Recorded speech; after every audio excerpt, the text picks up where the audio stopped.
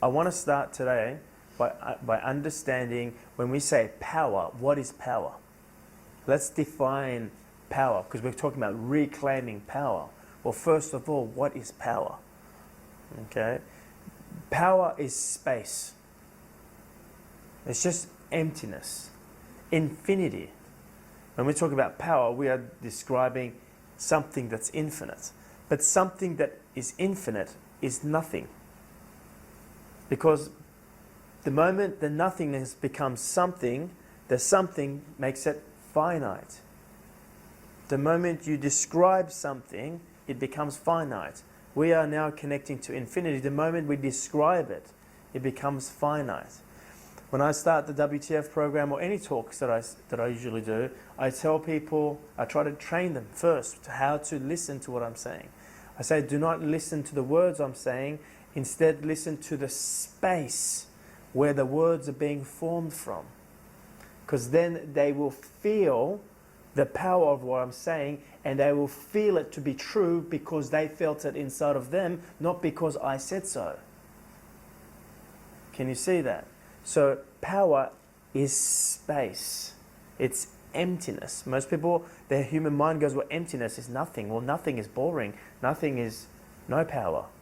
No, that nothingness is infinity. That nothingness is joy. It's the sense of fulfillment and wholeness and completeness that every human being is searching for.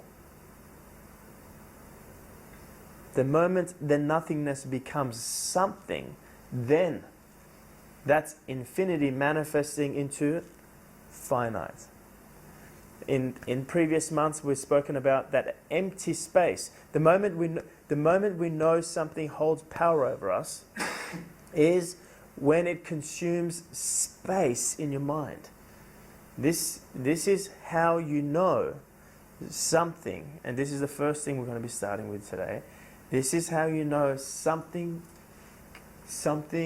holds power over you, because it consumes space in your mind. So in previous months, we spoke about, well, how do you get your space back? So what does it mean? What does it mean when I say consume space in your mind? It means that it continuously feeds your mind. You continuously think about it. When you continuously think about something, you know it's consuming space in your mind. When it consumes space in your mind, you know it has power over you. In previous months, we spoke about, well, how does love get its power back? What would love do? How does love get its power back? If space is power, how do we get space back? So how does love get its power back? If the power is space, and space is consuming your mind, how do you get your space back? You give it space. Love does not take. To take, love gives. It gives what it is seeking for. So we spoke about, well, how do you give? What does it mean to give space? What does it mean to give something space? And the word that we described, to give something space, was to allow something to be, which is what the following month was about, being. To allow something to be. So to allow something to be means you're not actually trying to fix, improve, or change it. You are allowing it to be. You're not allowing something to be does not mean you're defining it or judging it and saying this is good or this is bad, this is right or this is wrong. It is what it is. To allow something to be. Yes? So when you allow something to be, you are actually giving something space. When you give something space, what happens? You become one with it. Something consumes space from you because you have defined it as separate to you. Something can only control you. Something that can only have power over you because you see it to be separate to you. You can only put power into something that's separate to you. So the moment you put power into something, you have created duality. And when it's in duality, it has power over you. If you then give space to the very thing that has power over you, what happens? You become one with it. If you allow it to be. When you give space to something, here's this thing that's consuming space in your mind. Here's this thing that has power over you. If you then allow it to be, place your attention on this thing, and allow it to be, then you actually become one with it.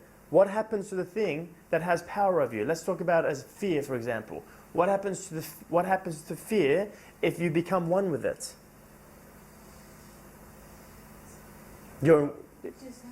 It dissolves, because fear only exists in duality. It doesn't exist in oneness. It dissolves. Okay? This is how you're reclaiming power. Okay, but I'm just talking a story right now. Today we're going to talk about, well, what does it mean? How do you, let's simplify that. Because you're like, well, how do you just let it be? Or what is the process of reclaiming power? So power is space. Something has power over you because it's in separation. You know it has power over you because it consumes space in your mind. You know it consumes space in your mind because it continues to feed your mind. You continue to think about it. How do you know something has power over you?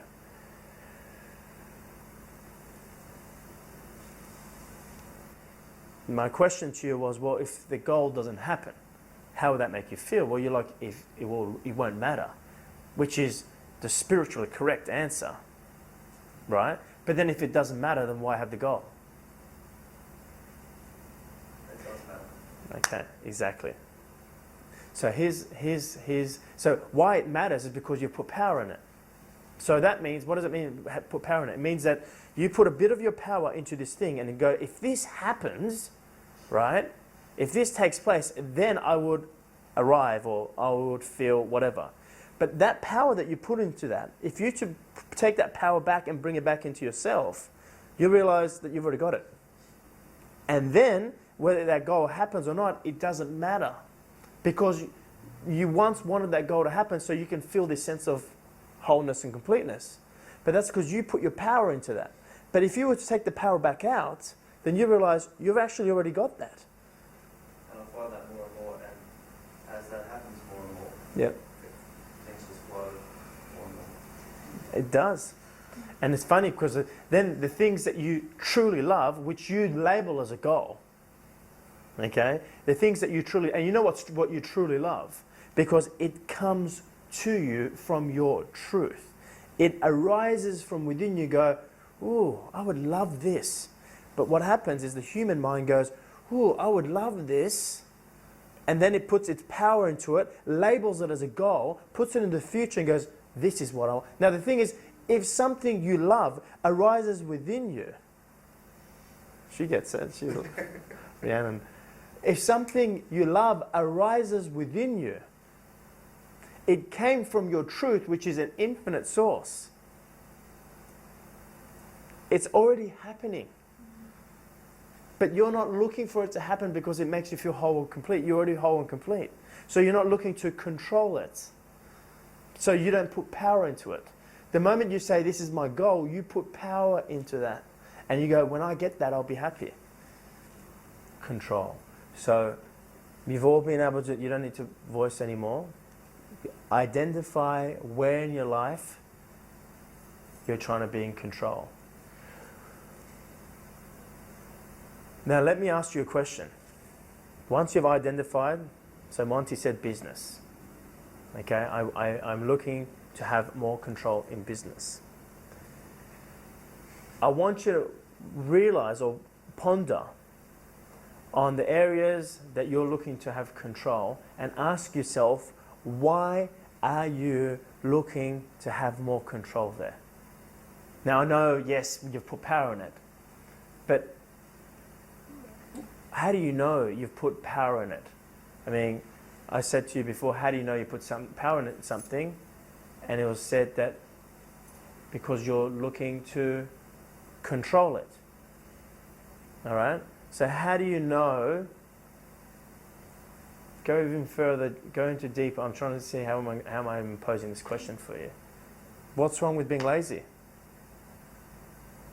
You see, so sometimes you put power into being lazy, so then you create the scenario of projecting yourself to be lazy.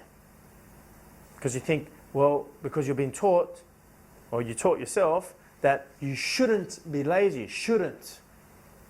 If you want to be successful, you shouldn't be lazy. So then you create the scenario where you're questioning, am I being lazy? Am I being lazy? You see, you've put power into being lazy. So that's right there. There's an example of putting power into something. So then you try to control your scenario so you cannot be lazy. But this is my question. Why do you try to control the scenario, or why do you of not being lazy, or why do you try to control anything? What is the thing that you're trying to control? How you feel. You can't accept. Yes, but keep going until we get to the simple point. It's too simple. Try to fix yourself. It's more simple. Give up whole. Tell me what's the judgment over it. Don't look for the answer. Just go. Control your life. Yes, but why are you trying to control your life? When you try to control, let me define the question even more. When you try to control something, why do you try to control it? Fear. Okay. Yes. You want to know the outcome. Yes. Because you feel you'll be whole. You think that you'll be whole until you Yeah, there's certain things you need to Because you're do living out of the moment. to get to, or to arrive, or to be happy, or to. Those are all correct, but there is one pinpoint answer, and when you get that pinpoint answer, you'll realize why those things you just said is correct. In other words, I want to go to the middle. You're already the person you're trying to be. Yes. When something controls, when you're looking to control something, it's because you think that thing, or it's because that thing. Is outside of you. Yes. Isn't the love? Is that what you're going? Yeah. No.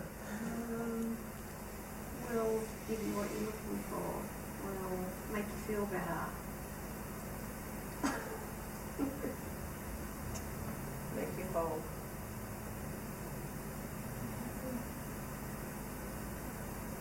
Complete you. Do you think that thing's controlling you? Is that what you're saying? Oh. Don't look for the answer up here.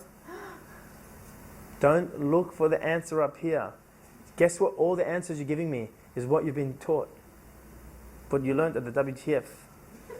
But the WTF is telling you that the answer will come inside of you. Just shh. Listen to the one that comes, and usually comes very silently, very quietly, just in the background, because you think it controls you. What was the answer again? You're trying to control, you're looking to control, which is what Kelly said before. You know something that you have power in because you're trying to control it. The thing that you're trying to control is the very thing you think that controls you. When you put power in something, it controls you. The moment you put power into something, you become less than it. Because then you become a slave to it. Because then you want what the very thing you put power into. You remember, you are this one infinite energy. As this one infinite energy, you came into this, created this physical experience, and you put your power into all these different things. Not just in physical, you put your power into all these different circumstances. In money, in the experience of a relationship, the experience of being lazy. So you put power into all these things. So to identify that something has power, to identify what you have put power into, all you got to go do is look for the things that controls you. To find the things that control you, all you got to do is look for the things that you're looking to control.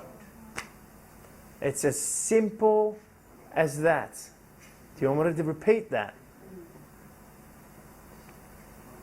Yes or no? Yeah. Okay. The human conundrum begins. Because those things that you're trying to control them because they give you a certain feeling. And it's wonderful to have those feelings, highs and lows, as a human being. You know, whether it's because you've done well in business, because you've fallen in love. That's, yes, we're spiritual beings, but we've got this opportunity to be human beings. So, in being a human being, Here's the thing. accept that you have those feelings. If you don't get the power, though, You only gave it you're right to power. have those feelings. You only gave that power to experience separation. In other words, you as the one manifested yourself into right and wrong, good or bad. You manifested yourself into feminine, into masculine. Can you see? And you put power into those things. So now you can see, you experience yourself in duality. I'm now separate. So you only gave power to something so you can experience separation. Because you came here, why did we come here? You came here to lose yourself so then you can find yourself, but still be within the physical experience and experience an infinite being, but then you experience two infinite beings. Again, this is where I would suggest that you do the WTF program at least 3 times through your journey of this 12 months, at least. I'm telling you, you got to hear this so many times, you got to connect this with this so many times before it actually starts to crack the illusion. And the illusion is that you are separate. But you believe you are separate because you put your power into two things. In everything there's two. You put your power in right and wrong. You put your power in good and bad. You put your power in positive and negative. You created duality. So you believe that you are separate. That's not true. That's the illusion. But if you connect it to the truth of who you are, you would never experience the physical. So you have to first sell yourself this lie by putting your power. So you as the one energy, just one infinite energy, manifested a part of your power into two different experiences. You gave your power into two different parts of yourself. You made yourself separate.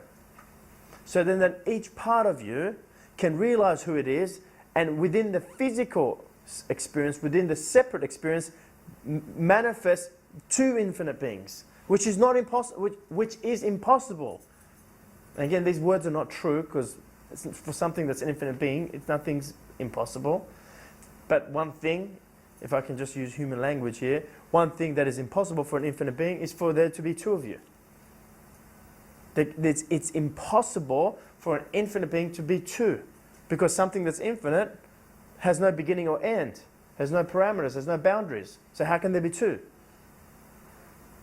But if you manifest yourself into duality, now there's two. But the moment you manifest yourself into duality, you're now experiencing yourself as small, because you've put your power into all these things outside of you. All these things that are perceived to be separate. But then when you begin to reawaken and realize who you are and realize, oh, all those things outside of me are me. And that can only happen when you've taken the power out of it. Because when the power means judgment. You've labeled that as good, bad, right or wrong. You've made a judgment, made it separate. You didn't come here to stay small. So don't start justifying, yeah, but you know, we still came here to be a human. Yes, you came here to lose yourself. You didn't come here to stay small.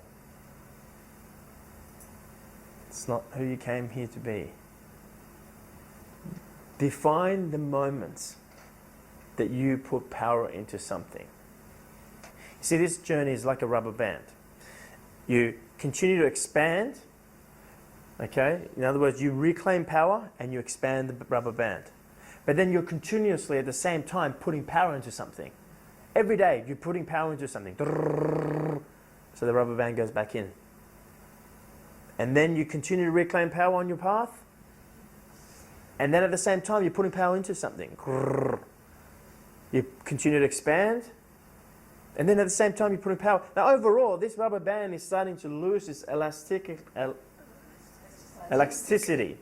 right? It's continuing to lose its well, you know that word.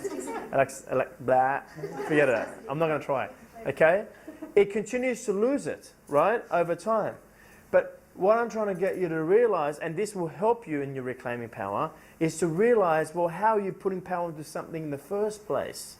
Now, I know you as the one put your power into the physical. When I just described, you put your power into the physical experience. You created the physical experience so you can experience separation. But I'm now looking at your everyday life. How are you in your everyday life putting power into things? How do we know we've put power into something? Because it controls us. What are the things that controls us? The very thing that you're looking to control. Let's first pose the question. Define the moment that you are giving your power away. Define the moments that you are putting your power into something. So the moment you label something as good, as bad. What is good or bad? It's a charge. Because nothing is good or bad, it's neutral because everything is love. In other words, everything is one. In other words, everything is infinity. The moment you say it's good, you as the one are putting a part of your power into this thing being good, and then it plays the role of being good. It's not good, but then you create a supporting story to go, this is good. Or you say, this is bad. Okay? You then go, this is bad. You're putting your power, and it's a charge. Good, bad, right, wrong, positive, negative is a charge. Okay? When you give credit to something, we spoke about credit, this is how we began this conversation. When you're giving credit to something, you're saying it's what? Good. When you're giving blame to something, what are you saying? When you're building yourself up or building something up, what are you doing? Saying you're labeling it as good. When you're beating yourself up or beating something up, what are you actually saying? It's all it comes down to. Just note, yeah, it's a judgment. Judgment is the charge within the electric fence of the box. Because an electric fence, if it has no charge, you can touch it and use it to climb it. But if it's got a charge, now here's where we're going with this.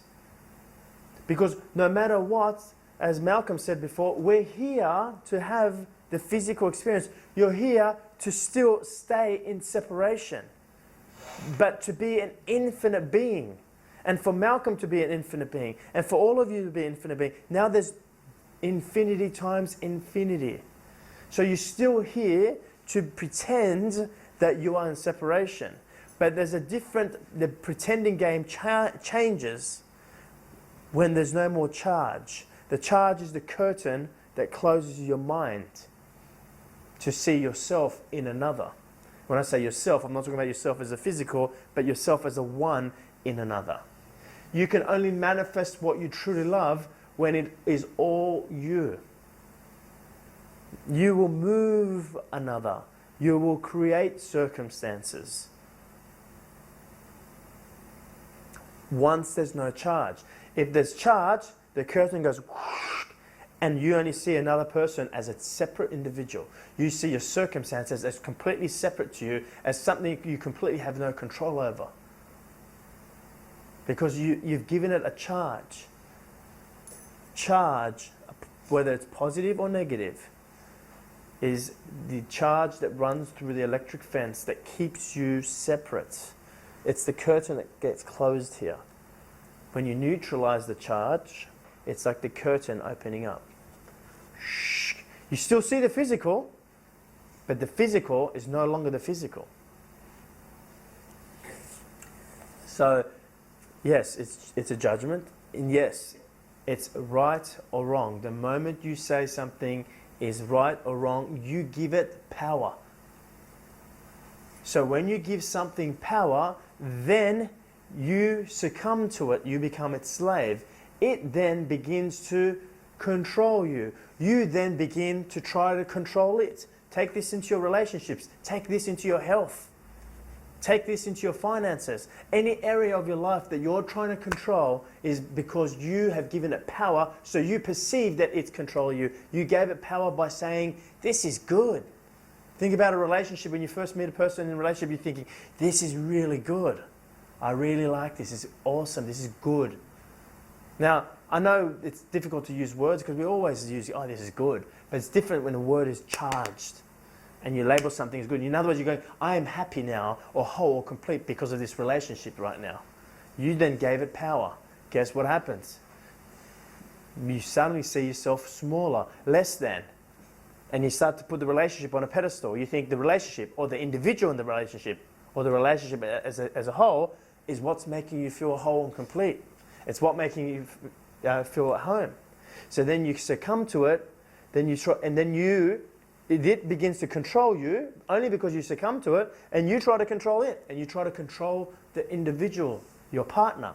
You try to control the finances. You try to control the relationship. You try to control the business. You try to control the employees. Because you gave your power to it. Because you said, this employee is a good employee. How many times, for those in business, go, this person is a very great asset to my company. Then they start controlling you. This company is what's giving me, without this company, I can, survive. Then you become a slave to it. The point of sharing all this is to take the formless and bring it into the form. So take the infinite and bring it into the finite. So it's take this and bring it into your everyday life. However you want to take it. Take this and bring it into your story. But there's a difference between a story being a story, okay, because you're still here to experience yourself through this body. You're still here to experience, like I said before, that's a wall, that's a label. You're like, well, as soon as you say that's a wall, this is a chair, then you're labeling, then that's a story. But there's a difference between experiencing through the story versus being the story. The moment the story is charged, then you be the story. Then being the story means you be the reflected. Okay? When the story is no longer charged, you become, or the story is the shadow. When the story is no longer charged, then you become the light projecting the shadow. You become the reflector. It's easy to look at yourself in the mirror and go, oh, look, that's me in the mirror. Well, it's not. You're the one who's standing in front of the mirror and you're reflecting into the mirror. Well, when you see a charged story, you become the reflected. Well, the reflected doesn't have any power. It's the reflector, the person who's reflecting. The one that's reflecting, that's the power. So it's another quote I read recently, Rumi, the great Persian poet, talked about that, I think it was Rumi, talked about the light being projected on different walls. And it looks different when it's been projected on a brown wall, or when it's been projected on different walls, it looks different. But it's all the same light. So you're not the reflected, the light on the wall, you're actually the light. So, but the moment you have a story that's charged, then you can't see that. Okay, so that's where, when you realize it is a story. Now, if you're trying to understand what I'm saying intellectually, you're going, it's just a story, but you have charge about it. But that means that's like the story going, it's a story. Okay, but when you dissolve the charge, which is what we're about to talk about, when you reclaim your power, okay, then you actually become aware of the light projecting the shadow. And that's what we're here to talk about. So at the end of the day, yes, when you become whole and complete, you're still experiencing yourself through the story. But the whole story, when we say it's a story, it's an illusion that there's something outside of you that has power. That's the illusion. There's nothing outside of you that's a power. Everything is there because of you. including this physical body. It's there because of you. The power is in you. But when I say you, not you as the physical body, because you as a physical body is the finite. The power is in the feeling that moves you. You must get more.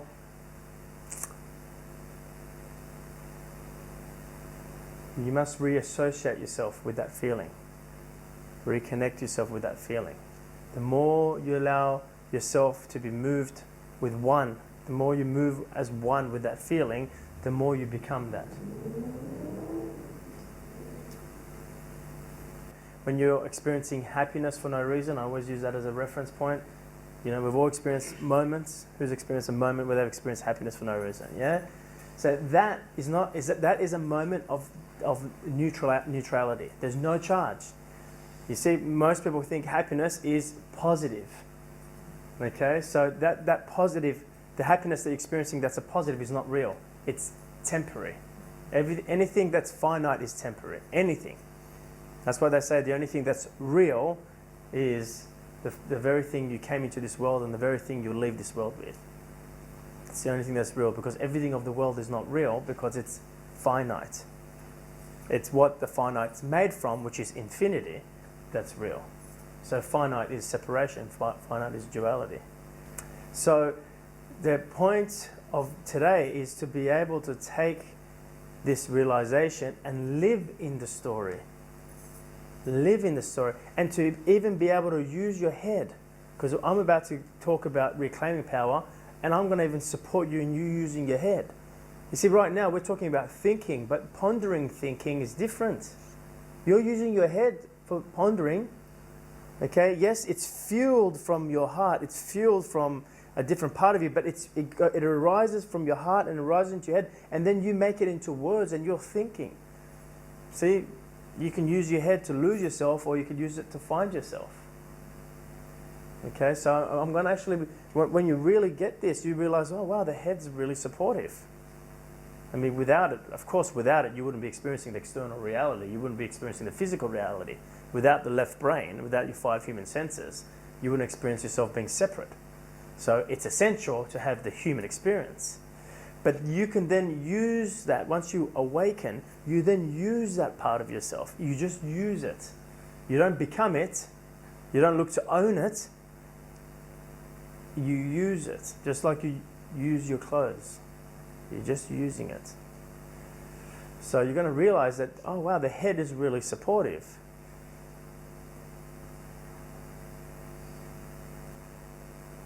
What is it to reclaim power?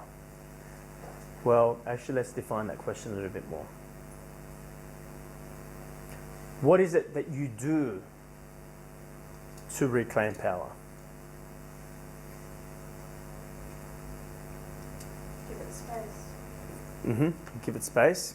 So giving it space gets you to the point of being able to reclaim power. Why do we give it space? Because you neutralize the charge. You give something space, or in other words, giving something space is acceptance. It's embracing. When you're giving it space, you're saying, I don't need to change you. I'm not here to change you. I'm here to allow you to be, whatever it is. And really, this is not about the physical, it's about how you feel about the physical. So people go, well, I'm just going to go up to my relationship and my partner and allow them to be. Well, I'm just going to go into my financial situation and allow it to be. It's not about allowing your financial situation to be, it's about allowing how you feel about your financial situation to be. That's what it means to sit with it. And again, there's a big difference between sitting with the resistance of how you feel versus sitting in how you feel. Big difference, big difference. So yes, Jane, you allow it to be, right? Now allowing it to be gets you to the point of neutralizing. This whole path is about continuously placing your attention on the truth. Continuously see the lie, break through the illusion, and place your attention on the truth. The very thing that's going to stop you from seeing the truth is what? Is the curtain that gets closed, which is the charge. So what Jane's saying is you're allowing it to be so then you can place your attention on the truth. That's not yet placing your attention on the truth.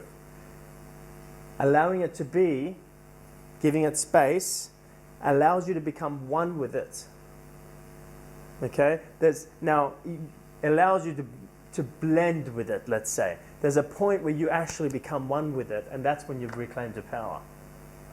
What do you do to reclaim your power? And again, I've already said this. Place your attention on the truth. What's the truth? Now, this part of it, and how impacting this can be for you. Because the moment I place my attention on the truth, it's gone, baby, it's gone. Okay? But I've been doing this over and over and over again. This is where I would suggest for someone to do the WTF program, or something that's going to get them to continuously experience the truth as many times as possible, because your depth of connection with your truth will determine how much power you reclaim. Because when I place my attention on the truth, boom, I'm there. Okay? But maybe your connection to the truth is a little bit weak. So you got to feed it. You see what I'm saying? So when I say place your attention on the truth, it's you. And all your pondering that you do, the more you see the truth in all things, the more impacting it will be when you place your attention on the truth. So, of course, the more you deepen your truth, the more this part where you say, what's the truth? But you can't see the truth if you are charged, if you are in judgment, yes? So we're clear about that. You first give it space to neutralize it. But once you've neutralized it, you're starting to blend or mend with the separation. But to reclaim the power, which means it no longer holds any power over you, it is to place your attention on the truth. In other words, it is to see the truth in the illusion. In other words, this physical being solid, is an illusion. You see? The truth is, this physical being is just energy. And all physical is energy. Okay? But to have a direct experience of that is very different to actually just intellectualize that. So, yes, as Kelly said, you place your attention on the truth. So then let's peel the onion back even more. How do you place your attention on the truth? Or what's the process? What do you do? How do you place your attention on the truth? I mean, the moment you place your attention on the truth, most people go into their heads and go, what's the truth? And then you internalize or intellectualize what the truth is, which is fine. I support you in using your head just to kick it off. But you won't find the truth there. And then you won't be able to live it. And then you go, this is really hard. So what do you do to place your attention on the truth? I mean, where are you placing your attention? That's not our breath. Relaxation is vital, because it's when you're present, you're relaxed. So when you're relaxing yourself, you're allowing yourself to kind of physically fall into presence.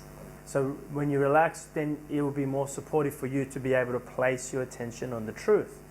But again, where's your attention going to? Which part of you? Like your feelings?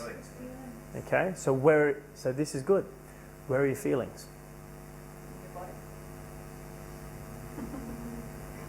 Okay, you're feeling, the only reason you identify it with your body, because you're not your body, right? But you have those feelings, or your intuition, you go, I feel it. A lot of time you see me speak on stage and I say, I feel something, because that's the way I describe it. It's something that arises from inside of me. Okay, so you're feeling it. Now, your emotional reactions, also, you feel it in the body, all right? But the only reason you feel it in your body is, I mean, the feeling is infinite. So that means it's not just in your body, it's in all places. But you can't go, oh, I'm feeling it right about here. This is where I feel it. Because if you felt it here, you don't identify it as it being yours. So then you allow yourself to feel it in your body, and you go, I feel it here. But it's not a physical feeling. This is the point I'm getting to. This feeling comes from the formless part of you, from the infinite part of you, So you just associate it with going, I feel it here in my body. But you don't feel it like with your 5 human senses, do you? You don't feel it. I mean, feeling, that's I can just touch my hand, that's feeling. I'm clapping my hands. It's not that type of feeling. Is it? No. It's not knowing. Yes, the feeling of it is a knowing. Yes, when you feel it, right? It's a knowing, but it's not a physical feeling. So if it's not a physical feeling, then what is it? Yes, it is an energy. But how do you feel this? And I'm using the word feeling right now because that's what you guys told me. Right? How do you feel energy? Where do you feel energy? Okay, so you you use your 6th sense to sense the truth. You don't feel it. Okay, although we describe it as we feel it, and that's fine.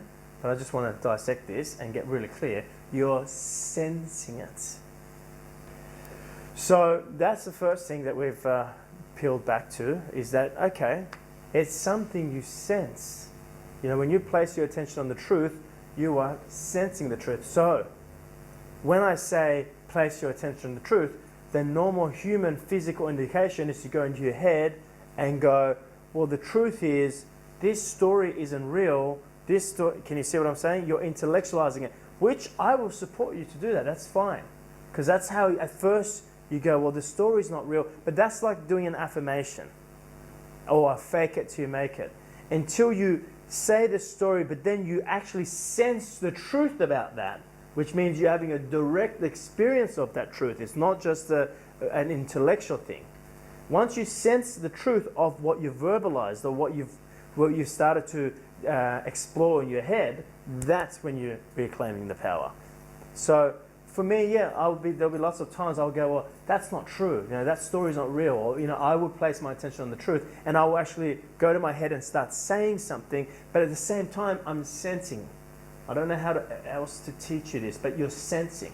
But I can give you one example, which we do at the WTF program, and which we could do right now. All right, about sensing. Because right now you're probably thinking, well, how do I sense? Right? You remember in the WTF? Well, we'll do it right now. Everyone, open your hands. Place your attention in the fingertips. Place your attention in the palm of your hands. And sense the energy. Who can sense it? Just simply, all you did was place your attention. Did you physically go there? And the sensations that you're feeling in the palm of your hands, or place your attention in the soles of your feet, and you're sensing it. You're sensing energy in the palm of your hands. You're sensing energy in the soles of your feet.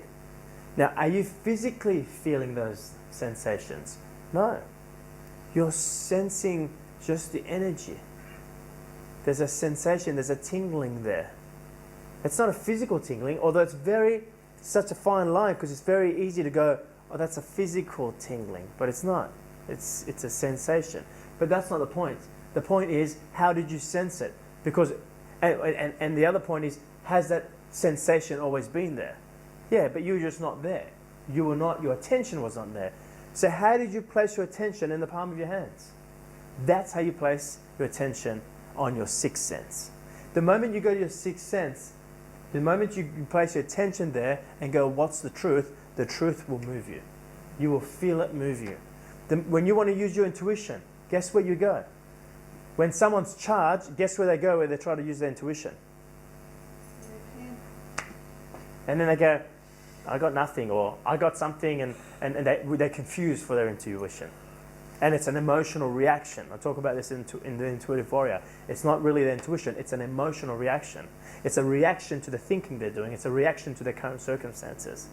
You go to your 6th sense, your intuition is already there. Okay? Or the truth is there. You're using your intuition to realize what the truth is. You just place your attention there with a question, and this is what I'll come to you in a second. This is what I'm saying to you guys right now. I'm saying to you, don't think about what I say. sense it. You're feeling it. You're sensing it from the place. And it's a simple process. Once you get it, you'll get it. Okay, it's very difficult to put into words. But I just gave you a physical example. You just place your attention in the palm of your hands and you can sense energy. How did you place your attention there? That's a sensation. That's your sixth sense. That's a part of your body that is easy, the feet and the hands, and that's why I use it. It's easy to place your attention there and sense the energy and sense the vibrations and sense the sensations. But how did you place your attention there? Did you have to look at it? You see, it's not a physical thing. This is something you've got to practice in your own time to really grasp what I'm saying. If you really knew what placing your attention on the truth is, you'll do it, and it's very powerful. You are free in the moment. As long as there's no charge, there's no judgment.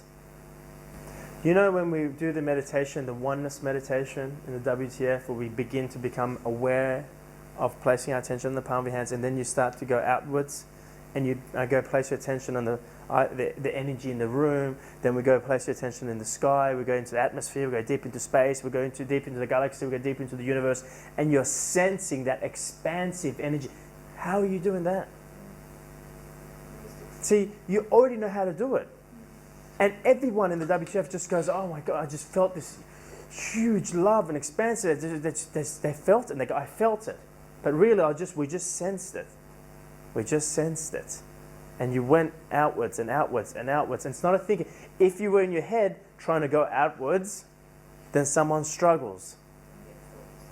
Okay, they're trying to do it in their head. So it's not a head thing. You're simply placing your attention there. Simply placing your attention there. Just ask the question. Use the head to ask the question. Use the senses to sense the answer. And not necessarily the physical senses, the sixth sense.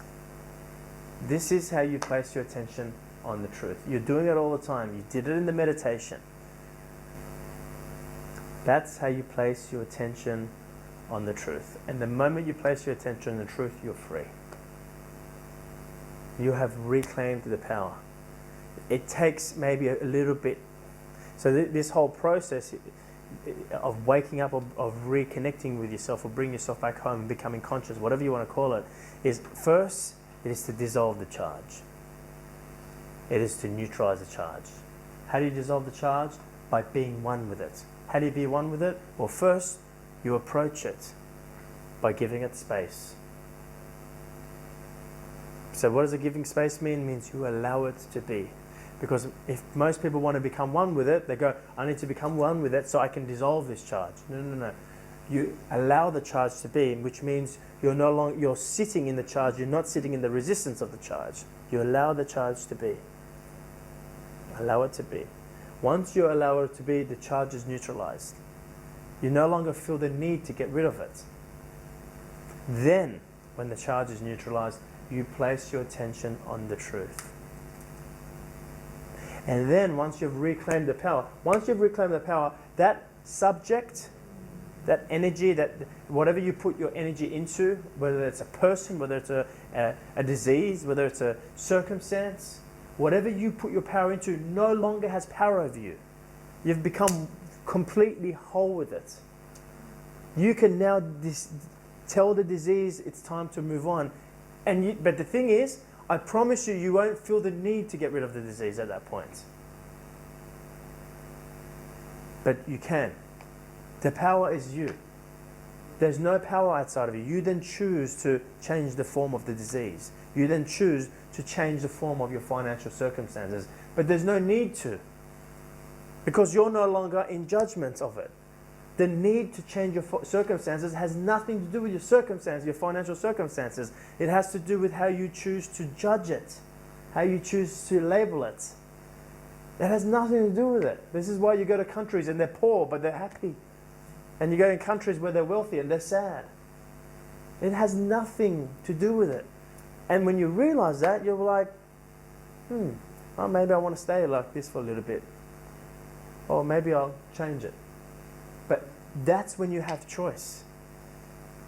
Free will is when you will something that is not charged. If it's charged, If you're trying to change something because it has a positive or negative charge associated to it, that's not free will. That's influence, and it's influenced by the charge you've given it. Influenced by good or bad. That's not free will. Free will when the charge is neutralized and then it is chosen. You choose. And remember, an infinite being doesn't choose. A finite being, a physical being, the way it chooses is through duality. So they go, is this better or is this worse? Is this right or is this wrong?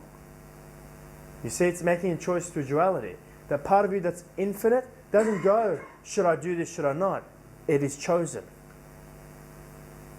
This is why you notice when you're in the zone, you're in the flow, you decide to do something, but there was no internal dialogue inside of your head going, should I do this, should I not? You just did it.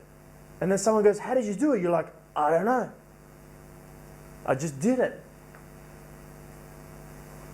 Because the part of you that chooses, should I do it, should I not do it, wasn't there.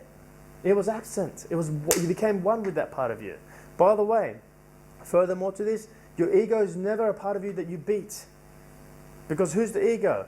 It's you as the one energy coming up in the form of being your ego to support you in the physical separate experience.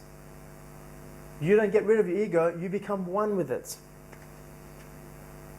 You bring the ego back home. The ego only exists because you perceive to be separate.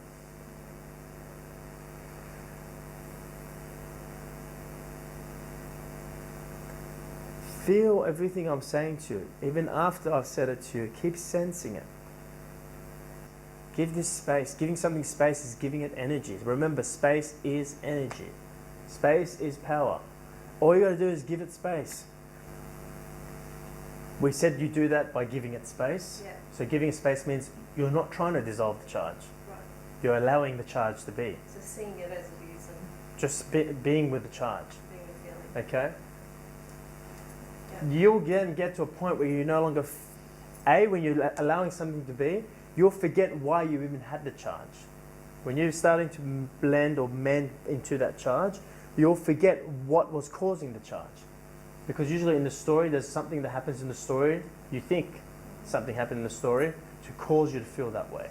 So you'll forget why in other words, you'll forget that you're actually angry. Yeah. You'll forget what the charge was. You'll forget what was causing the charge. You'll no longer be identifying this is anger, this is guilt, this is where I feel it. Like it just you start to become it. Right. Okay? And in that moment, you have free will. Then you place your attention and go, what's the truth? But in that moment, you no longer feel to get rid of the charge. You see, because you've become the charge, so there's no more charge. There is an awareness. You're still feeling the charge, but you're no longer identifying and saying, I am feeling this because of this story, or I am feeling this, or what I'm feeling is labeled as anger.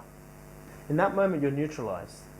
Okay, but to be able to reclaim your power, okay, so then that charge can no longer come up anymore. It will no longer come up anymore. You got to place your the placing your attention on the truth is what reclaims it. Just first of all, you got to be clear that you're not sitting with the resistance of the charge, which means you're sitting with it, you're feeling the charge, but you want it to change. Right. Okay, that's number one. Number two is that just because you've started to blend with the charge and you've neutralized the charge doesn't mean you've got rid of it or freed yourself or reclaimed your power. The placing the attention on the truth is the most vital. In fact, you don't need to give space or anything. The whole idea is you just place your attention on the truth. But I've noticed within myself and other people can't just place their attention on the truth because the charge is in the way. So the only reason I get people to become one with the charge is because once you've neutralized the charge, you can place your attention. Right now, I have less charges, a lot less charges. So I continuously place my attention on truth. And even if I do have charges, it's a fine electric fence, like a spider web. You see, I still have those kind of charges. You know, like, maybe someone pulled in front of me in a car or something, and there's this fine line of, like a spider web, and you just go like this. You see, when the electric fence is thick, it's really powered. Is that what we do to stop ourselves from saying what the truth is? Because at the moment I can't see what the truth is. You put, yeah, the moment you as the truth put your power into, you made charges. Yeah. Okay, you put, because you needed to put your power into two. So then you made, for example, a positive charge and a negative charge.